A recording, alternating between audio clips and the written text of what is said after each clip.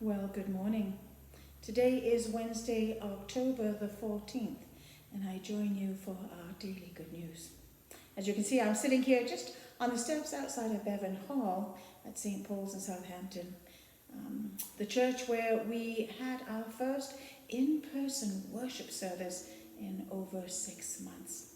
What a wonderful thing to give thanks for today after a wonderful Thanksgiving service and a Thanksgiving weekend. I'm going to be reading to you from the Gospel of Luke. That's part of our readings from the lectionary today. And we're going to be reading Luke 9, verses 1 to 17. Then Jesus called the 12 together and gave them power and authority over all demons and to cure diseases. And he sent them out to proclaim the kingdom of God and to heal. He said to them, "Take nothing for your journey, no staff, no bag, no food, no money, not even an extra tunic. Whatever house you enter, stay there and leave from there. Wherever they do not welcome you, as you are leaving that town, shake the dust off your feet as a testimony against them." They departed, and they went through the villages, bringing the good news and curing diseases everywhere.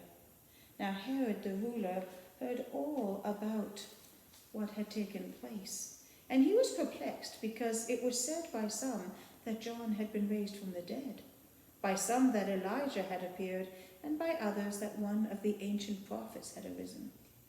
Herod said, "John I beheaded, but who is this about whom I hear such things?" And he tried to see him. On their return, the apostles told Jesus all that they had done. He took them with him and withdrew privately to a city called Bethsaida.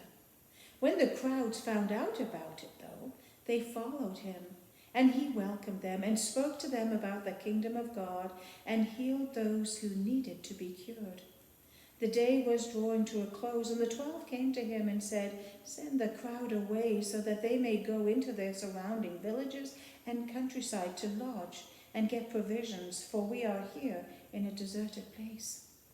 But Jesus said to them, "You give them something to eat."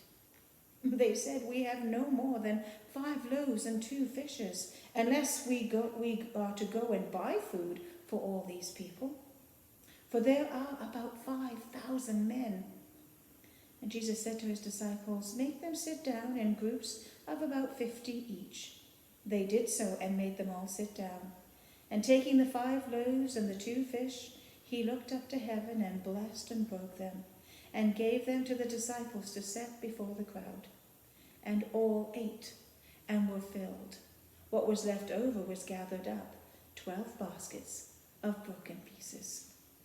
The Gospel of Christ. What a wonderful reading to have in the days following a Thanksgiving weekend. I love the story of the feeding of the 5,000, as it shows God's ability to meet our needs, even beyond, or always, I guess, beyond what we think is possible. The disciples, they were thinking very pragmatically, weren't they? Like, "Oh my goodness, Lord, send these people off so that they can go and find somewhere to spend the night and find some supper, because we don't possibly have enough food for them." And Jesus essentially says, "Fear not. Have the people sit down and distribute what we have to offer." I love the generosity of that movement of Jesus and the disciples. I love the trust that the disciples had to follow Jesus's instructions.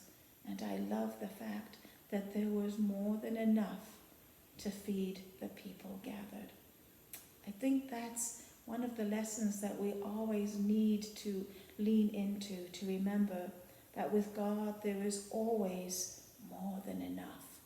That there is an abundance to give thanks for. There is an abundance to share in a world of hungry and hurting people. And that we need to look beyond our own sense of what is possible and lean into the impossible that only God can make possible. Thank you for sharing just a few minutes of your day with me as we share the good news of the gospel. I hope you have a wonderful day. God bless, take care, and I'll see you on Sunday. Bye-bye now.